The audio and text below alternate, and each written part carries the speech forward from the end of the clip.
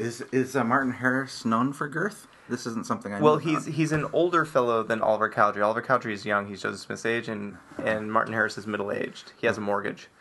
So one would expect him to be more girthy. That's fantastic. Okay. Also the chin beard. And then it looks like they're probably in the attic based on the angle of the roof. He's writing stuff down with a nice quill. Uh-huh. And on the other side, there's a gentleman with his head into a hat. And that's Joseph Smith, although other paintings I've seen, which is not many, may I point out, of him with his head in the hat's not quite that tall. That's a very tall hat he has. Okay. That's Joseph Smith with his head in a hat. So, when was the first time you saw a picture like this? I'm not sure. I think I'd seen Joseph Smith's head in a hat in a poorly drawn anti-Mormon website once upon a time. I'm not certain. Okay. It's a good question. I don't know. The first time I saw it from a church source was no earlier than 2015 when they released the photo of the Seer stone. Okay, so the whole Seer stone thing we're going to talk about a bit later. Mm-hmm. I actually think I just missed it. For some reason, I just, in 2015, missed the whole shebang. Uh-huh. So we're going to come back to that in a bit. The first time I ever saw this picture, and I've been in the church like my whole life, right? The first time I ever saw this picture was actually in class at the Berkeley Ward, right? Right. So, Sunday school. I don't remember who was teaching. You mentioned that you were there. I was there. I remember this. I don't know. Yeah. So they put the picture up on a projector, right? What the teacher was. And I'd never seen it before. I don't remember even what the top was. Was it the painting you're showing me now, or just a similar one? Slightly different one. Had color in it. It was color. Yeah, I think I know which one you're speaking of. And I'd never seen it before.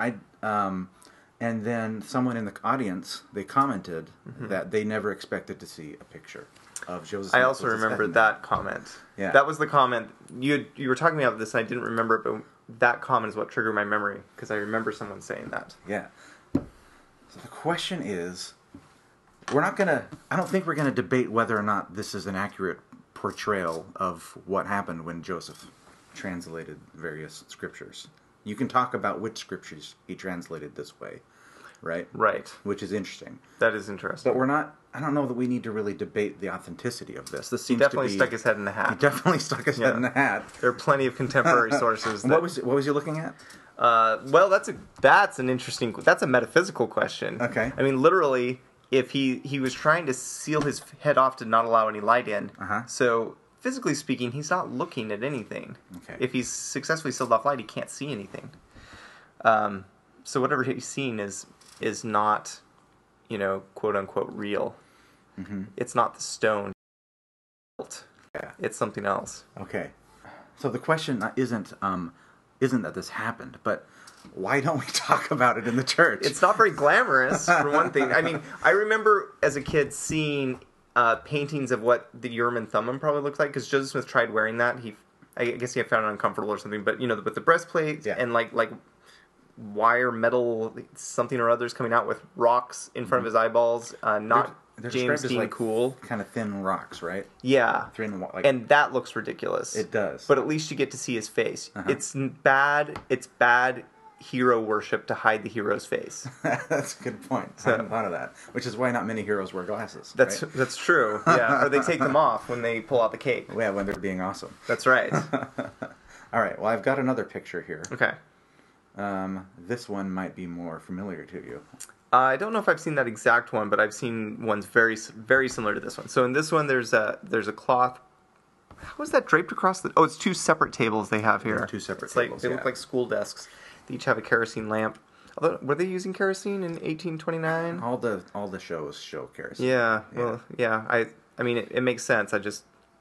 Kerosene is a byproduct of making gasoline today, but I think gasoline used to be a byproduct of making kerosene. That makes sense. Or it's some other product. Maybe it wasn't kerosene, but there's some product that gasoline was a byproduct for, and they would just leave it out to evaporate. I assume they're just making candles all the time. Yeah. That's what they did when they were having fun, is just making candles. Got to boil down. Anyway, sorry. Joseph Smith has got suspenders on. He's concentrating deeply. His hand is on his forehead, and he's staring down at the gold plates. and Oliver's writing stuff down on the other side. He's more in shadow. Yes, this is Oliver because he's less girthy, right? That's the idea. That's right, and no mutton chops or mutton chin chops. beards. So. I see. All right, and there's a curtain between them, some kind of blanket. Okay, now this is the picture that I saw when I was a kid in the church. Yeah, right? versions of this. This is what I saw. They're always, Joseph is looking very studious. Sometimes there's a blanket and sometimes there's not between them. Sometimes he has a Urim and Thummim on and sometimes he doesn't. And sometimes he's pointing at the thing he's trying to translate. The most common one, I believe, I don't have data to back this up, but I believe the most common image of the translation with Joseph and Oliver in the years leading up to 2015, the years immediately before 2015, were Joseph and Oliver with the plates between them and Joseph looking at them and Oliver writing, which is not historically accurate. Why isn't that historically accurate? Well, as far as I know, we have no sources where Oliver saw the plates prior to the angel Moroni showing him the plates. Okay, well that's interesting. I didn't remember that. Yeah. And then, but you said then. Well, if when we go live and we put these things on the web, people will be happy to tell me every time I'm wrong. So perfect. So I don't have to worry about making mistakes. Somebody else will correct me. This image actually says at the top is to be used only for church purposes. Notice that. I pulled it right off of the church's website. So regardless of the when it was on the authenticity website, was that part of the image visible where it says you can't use it? Yeah. Oh, interesting. So whether or not we're doing this for church purposes only is an interesting question. That is an interesting question. Don't at me. So I knew about the Seer stone. I'm not sure when I first heard of it. I think I knew it existed prior to my mission, but in my first area, a fellow I thought was an AP, but I recently interacted with him on the web, and apparently he was my zone leader. But he came to our apartment, and his dad worked in the church history department. He was Elder Omen, and he is currently. Oh man. Do you know Nathan? He's kind of known in internet Mormon circles. But okay. Anyway, he wasn't at the time because none of us had email addresses. Apparently there are internet Mormon circles, by the way. Yes. I'm only recently discovering this. Oh, well, that's there are certain there are plural circles. A plurality? But anyway, that's when I first heard about it because his dad took him to the church, I don't know, whichever building it was where they stored these things, and showed him the Seer stone.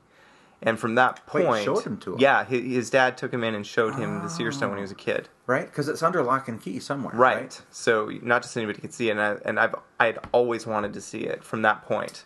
All right, well, I have a picture of the Seer stone. Why don't you describe this one to us? So it's beautiful, isn't it? Yeah. I'm so glad I've finally gotten to see it. A lot of people have used the word chocolate to describe it. I don't really like that description. It looks more like a tiger eye to me. Yeah, only it's larger, I think. Doesn't have quite the same effect. Paintings. Here's a painting that an acquaintance of mine made of the Seer stone shortly after the photo was released. I see.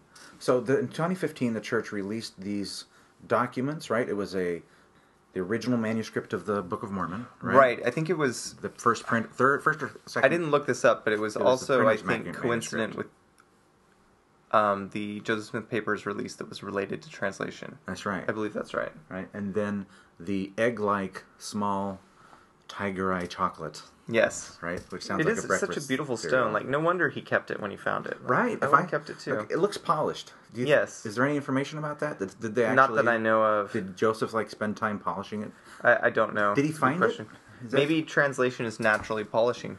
Maybe it is. It's just the act of seeing words. Looking at something that closely is like grit. It's like it is. I think that's what happens. Yeah. I have no reason to believe otherwise. Yeah, I don't either.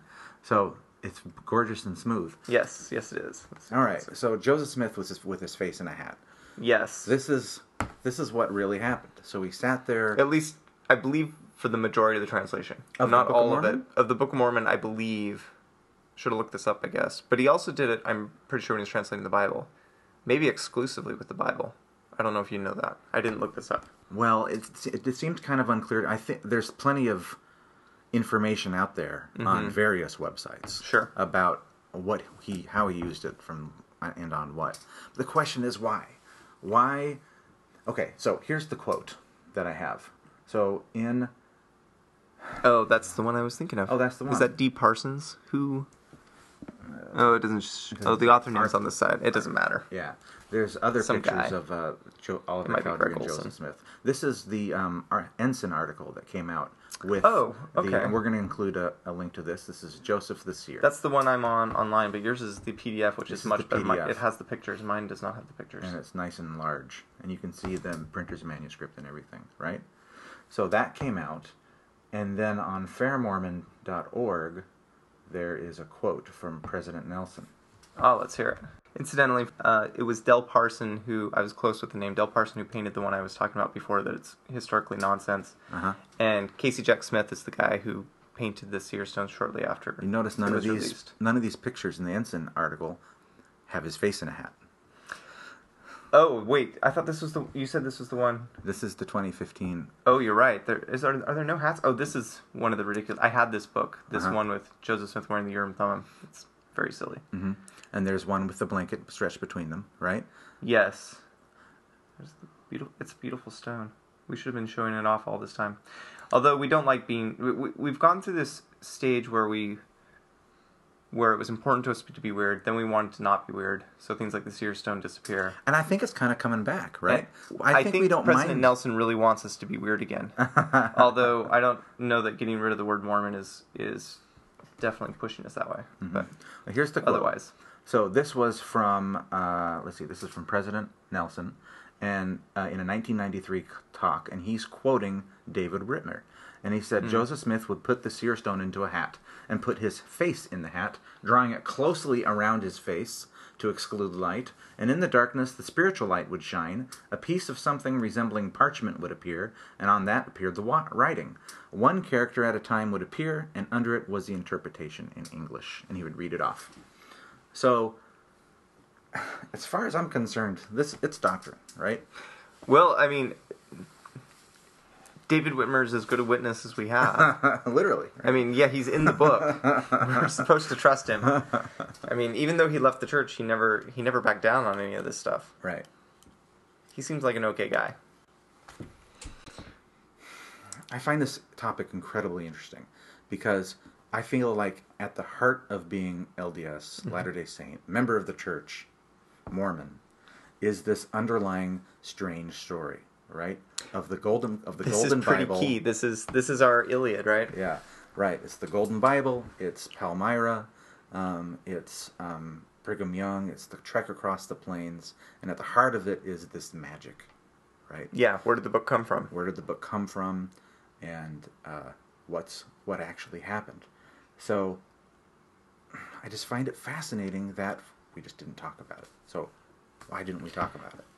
Well, In your upbringing, you didn't hear about this, did you? I don't. The thing is, like, and maybe this is just a matter of my age. Not that I'm old, but there's a time in life where every new bit of information is associated with a moment, right? And those moments come one after another, and you can put them in order. But now that I'm in my early 40s, I have a harder time sorting things in the order I originally learned them. Mm-hmm. So I believe I knew about the Seer stone prior to age 19. Okay. But I'm not positive. And I don't know when I first heard about the face in the hat. And because sort of the nature of my testimony is that it's okay not to know things, I believe that I very much believe that faith is not knowing things, and that's okay. And so finding out new stuff is not very troubling to me personally. And because of that, it's not very often where I get hit by a bit of information hard enough that the moment it appears is significant. And this fits in that category. It's something that's cool and it's interesting and it's strange, and it's definitely not something we talked about very much when I was a kid. But did we not talk about it at all? I don't know. Well, I just didn't even know about it.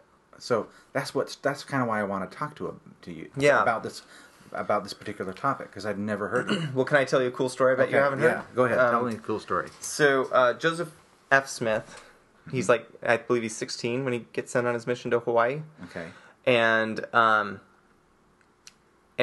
while he's gone, this girl who had a crush on him uses her Seer stone to check in on him every now and then and see how he's doing. Oh, no, that's interesting. In early Utah, there was a lot of like folk magic going on. There was a lot of Seer stone stuff. A lot of people had Seer stones. Mm-hmm. Really? Yes. And I think in today's narrative, it's largely like Joseph Smith had a seer stone and that was okay. Hiram Page had a seer stone. That was not okay, Hiram. Put that thing away. Right.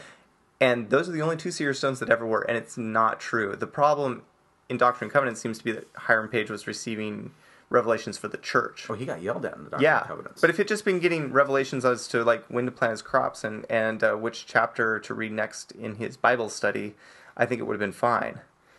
And there were lots of seer stones in Utah in the early days. I don't know what lots is, but I would say more than one is more than we have today. At least I don't know anyone who's using a seer stone to check up on their crush. I wish I was. On their mission. That sounds fantastic. Okay. I did a bit of reading. What I saw this described as the difference between the little tradition and the grand tradition. Okay. Okay. So without me saying anything more, what do you think what that refers to? Yeah, so I have not heard these terms, so I am guessing. Mm-hmm. It seems to me that the grand tradition would be Joseph Smith as a prophet. He saw God. He translated the Book of Mormon. He restored the priesthood, and now we have a church today. We cross the plains. We have the prophets and apostles continue to the modern day. I would assume that those really large strokes are the grand tradition, and little tradition, was that the other? Yeah, little tradition are the details. Mm-hmm. And the details, of course, historically they don't change, but the way we think about them changes. And there's a while where, in our attempt to be really normal white Americans, we ignore things like Joseph Smith sticking his head in a hat and looking at a rock, because that's weird. I mean, looking at golden plates is weird, but translating the golden plates when you're not even looking at them, when they're not even out, so this that's is the weirder. Thing that I keep coming back to, right? I'd like to. We're going to come back to the little tradition thing. Where were the golden plates when he was translating? Were they just like in the... This is the part that's a bit strange to me, of a very strange story.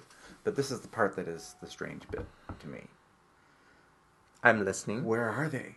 So he's looking... Oh, yeah. Why even have them? It's a great... Yeah.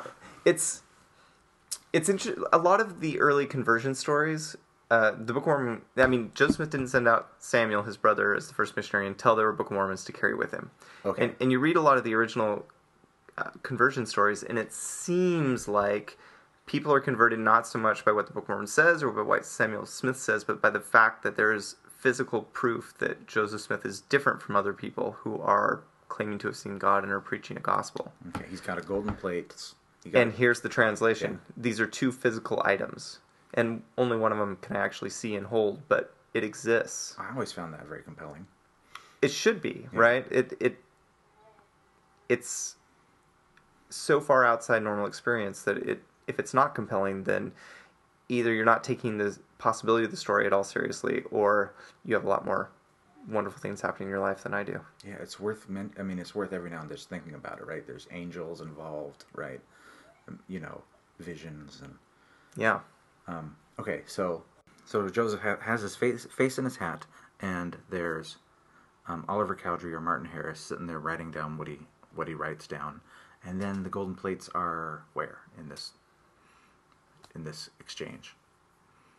I honestly don't know. I do know that sometimes, especially in the early times, like the golden plates were there when they were using the Urim and Thummim, and when he first puts away the Urim and Thummim, I don't think he always had the seer stone. If I remember correctly, he said that it was easier with the seer stone, but sometimes he translated without anything. Mm-hmm.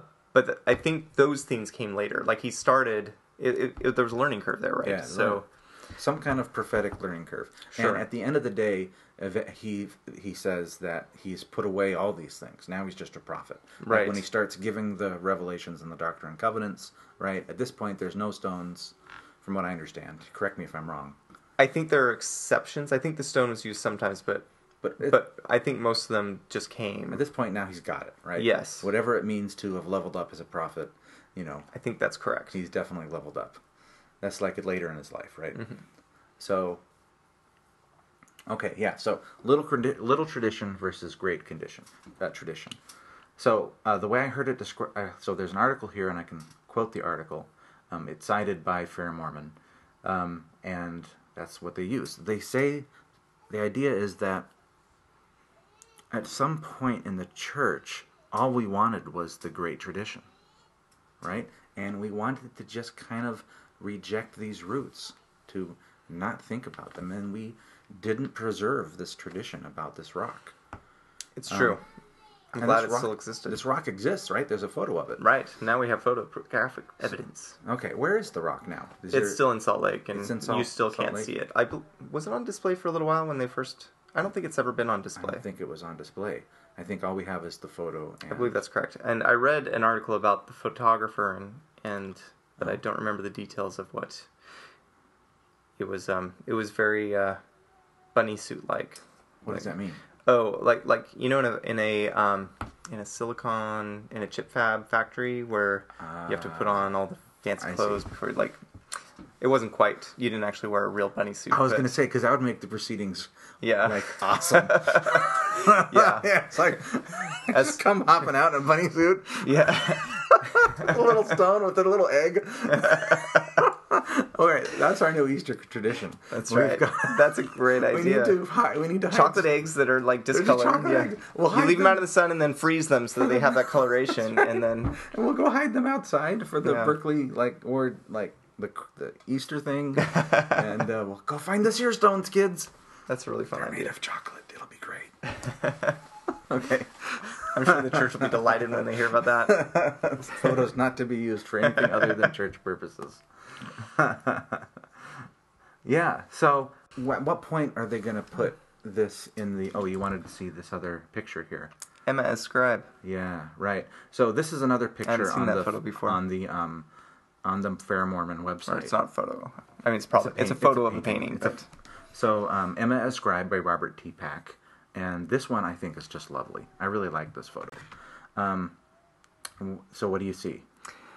Once again, there are two people sitting at the table. This time, the blanket is not separating the people, but it's covering the plates. Joseph has his hand resting on them. He has his nice gray felt hat. It's a nice hat. Mm-hmm. His head is not currently in it. Uh-huh. Emma's writing things down. Looks like she's on the second line. So it's Joseph and Emma.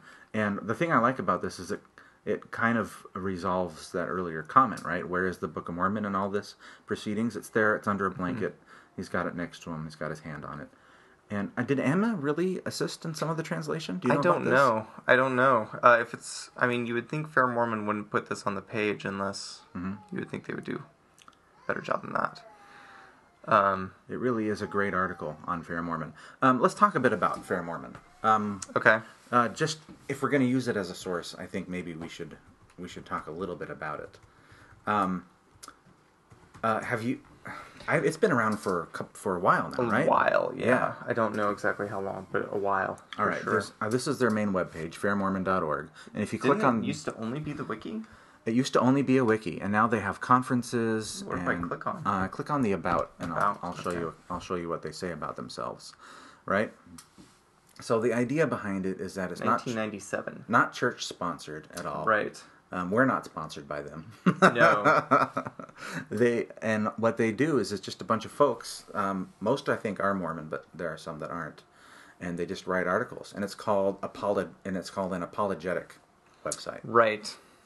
Which is, I guess, a technical term in the theological world. Yeah. It means you've taken a side. It means you've is that true? Okay. Essentially, it means you're explaining why this makes sense. Yeah.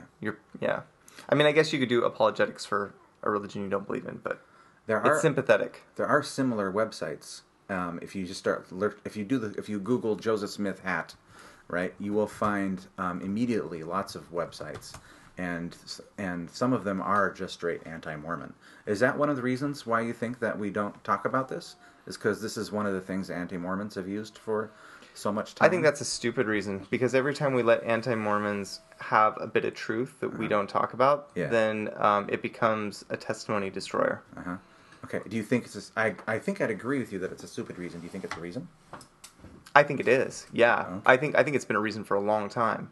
Ever since and I don't want to come off as disagreeing with Wilford Woodruff's decision here, because I agree with it. I'm very much in favor of it. But I think ever since we did away with polygamy, we've been on the fast track to assimilation.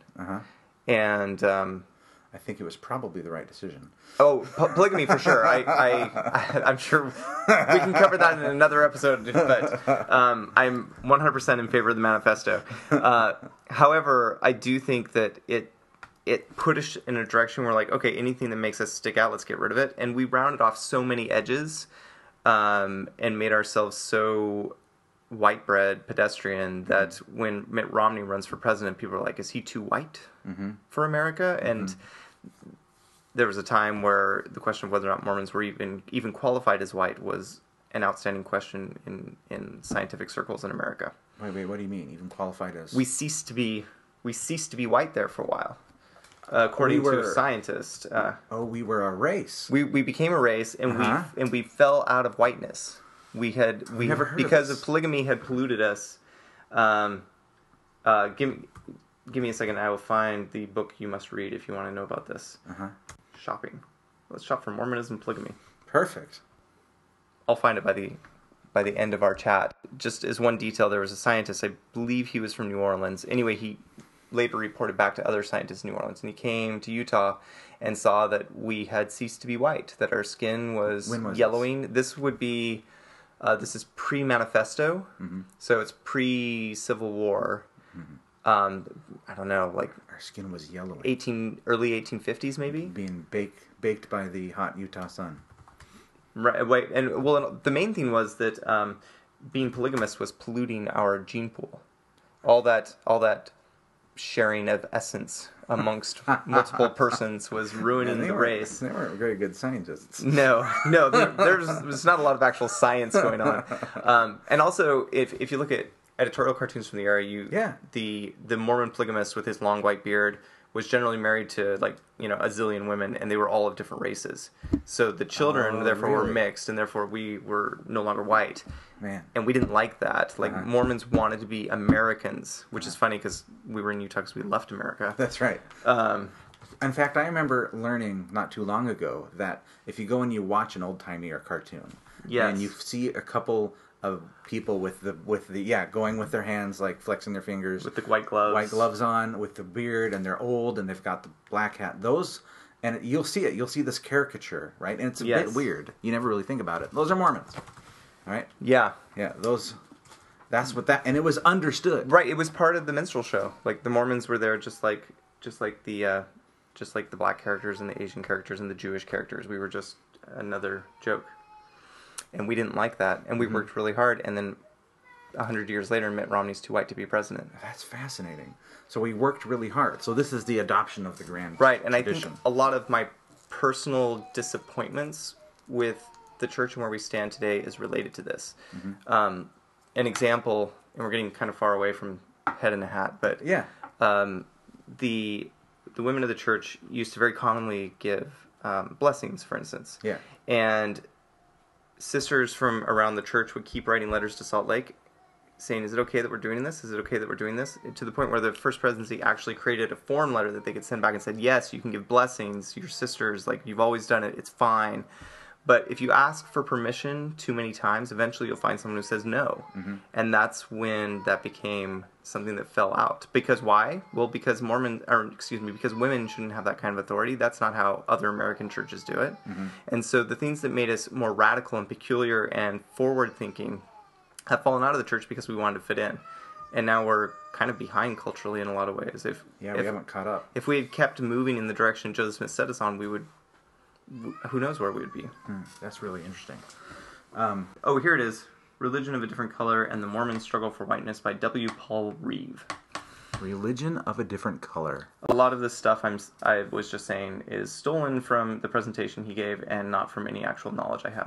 And here's a picture. This time I'm going to describe it. Yes, go ahead. Okay, so he's got a picture of a caricature. This is definitely a political cartoon, okay? It's from Life. From 1904. Wow, from Life. Yes. I love Life. Okay, so there's Life here, right? And it's, wow, this is incredibly offensive. Thank you. I tend to agree with you. Okay. Yeah, and it's got a tall man in a black coat with a white beard and a black top hat, and he's got children of all 9 different races, 9 different races, and all a bunch of terrible. Take us from left to right. Oh, I don't even know that I can, and if I could, I think I'd be embarrassed. But we've got everything from wow, Japanese, black, Dutch maybe. There looks maybe some some Irish or some Scottish maybe, some Native American maybe. Yeah. Yeah, Okay. I don't know what this girl's issue is, but based on this, she looks like a pretty normal white girl, except for this incredible nose and eyebrows, which I think makes her Nazi propaganda. I'm pretty sure. Oh, okay. This is 1904, huh? 1904.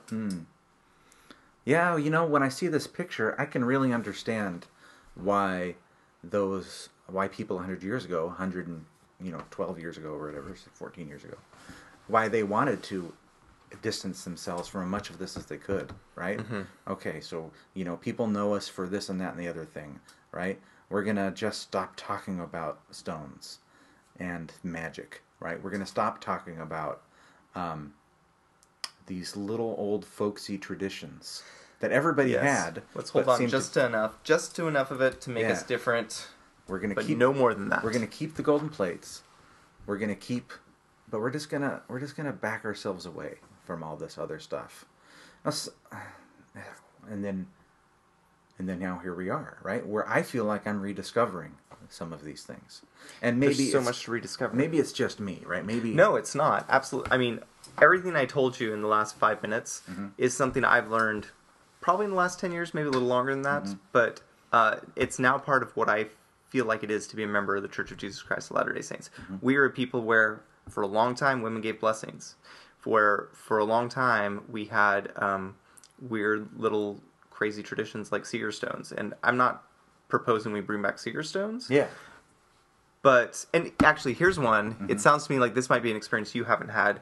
And I think this comes from spending the first 10 years of my life in small town Idaho, which is why I think I've heard of the Seer stone before, because little folksy traditions survive in a 1,000 person town.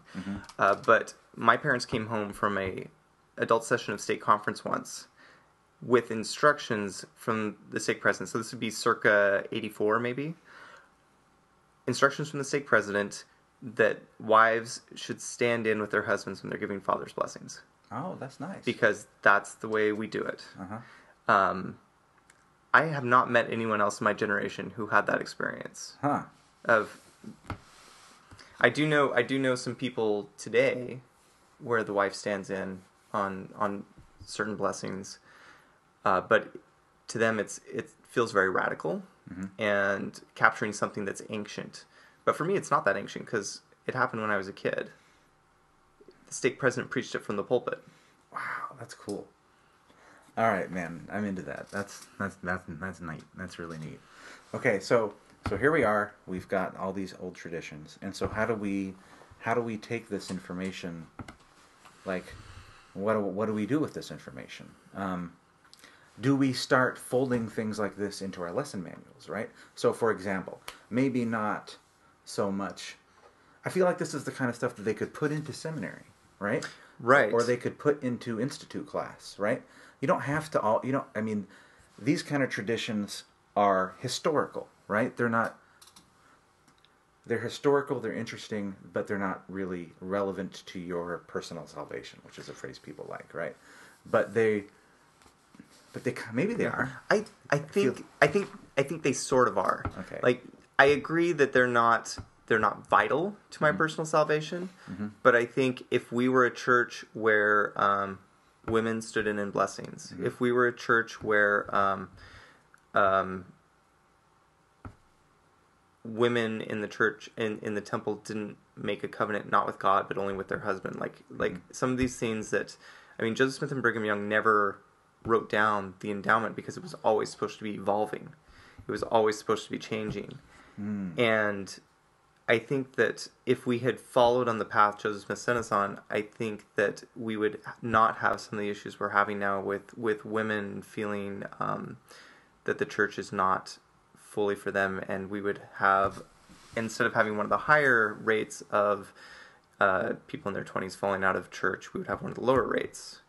Because I think that the church, as Joseph Smith Well, I'm obviously using my own biases here. I'm not going to pretend to say that I know what Joseph Smith thinks, but the way I interpret what Joseph Smith did and who he was and what he was trying to do and the things he did, maybe the most obvious example was the priesthood ban, which was not his, and he ordained people to the priesthood. And once Joseph Smith was gone, we started assimilating.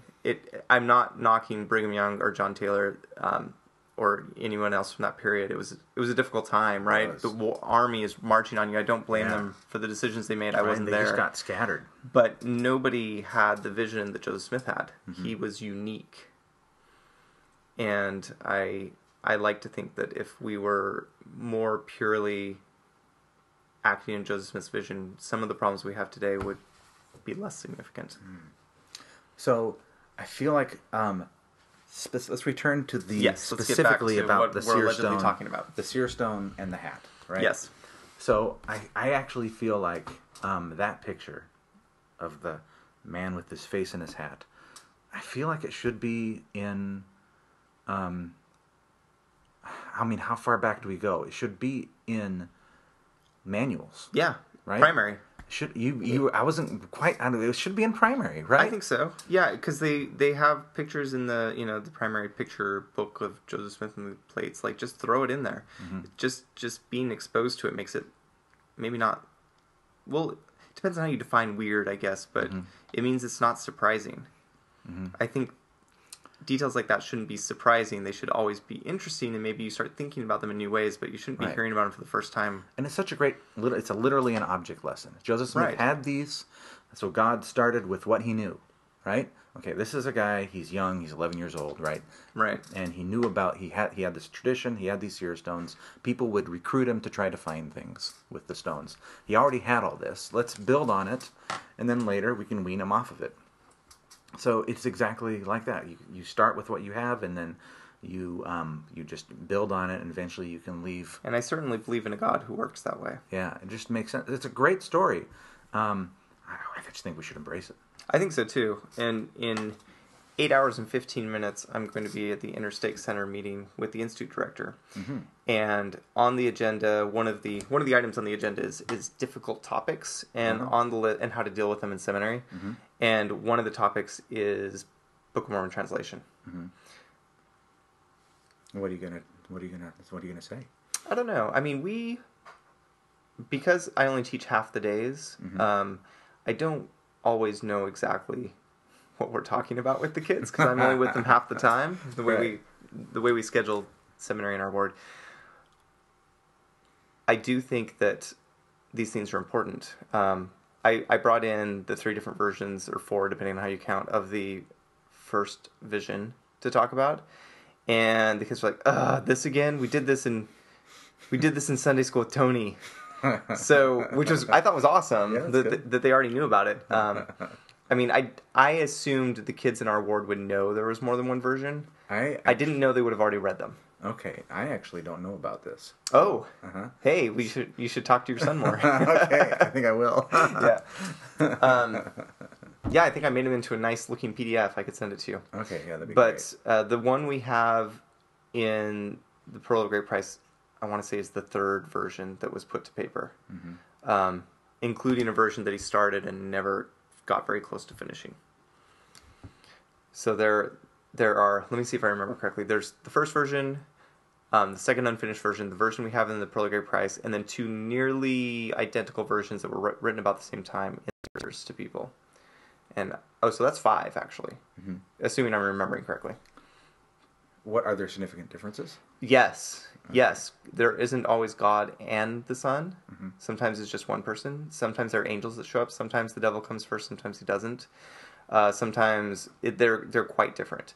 And I don't, like I was saying, I don't have a hard time reconciling these things because the way my faith is. But also, to me, the way my memory works, that's pretty much how my memory works. Right. That's pretty human. But what I was telling the kids in seminary is the reason I think this is significant, one of the reasons I think it's significant, is it tells us just how hard it is to understand the things of God. Where Joseph Smith had this remarkable experience that, in a very real way, his entire life revolves around. And he doesn't hardly talk about it at all for a long time, probably because he doesn't know how. And when he does start talking about it, he talks about it in wildly different ways, which makes sense to me. Like, how do you even explain something like that? Like, how do you explain color to a dog? Right. Right? So it makes sense to me that they would be different. And I think having the multiple versions is great and helps us triangulate the truth. I would kind of love it if more than one version was canonized. Yeah, the version that we use on the mission field, though, is just so fantastic. Oh, I love it. I love that version. It's well written. It's the best written one. Yeah. And it really captures personality, and it's really moving. Yeah. It's definitely the best one. There's no question about that. And I don't think it's just familiarity saying that. I really think it's the best one. Mm-hmm. But I can't separate familiarity, so it could be. What other topics do we have to say? What else do we have to say about on this subject? For me, I really think it's important that we not only see the Seer stone. I'm so glad the photo exists, but that we recognize that it was part of a tradition. And one of the difficulties of being religious in our era is we are a very secular and scientific era.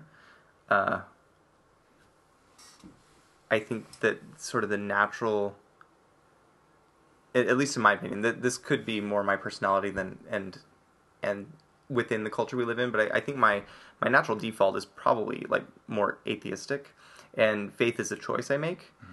Mm-hmm. And so I think it's really helpful to see how we can be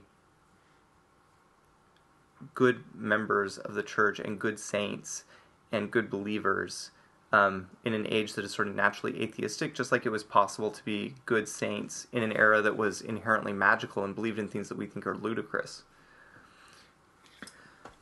And we do think it's ludicrous. Right. Yeah, I think we can all agree that when the saints were baptizing people to help them overcome colds and like taking everybody who was sick and baptizing them in the same water, like I think we can agree that was a bad idea. I don't see that coming back ever. And I really believe that the scientific mindset helps us understand God better, and all true things help us understand the nature of the world and God, both. Boy, it's a pretty stone, isn't it?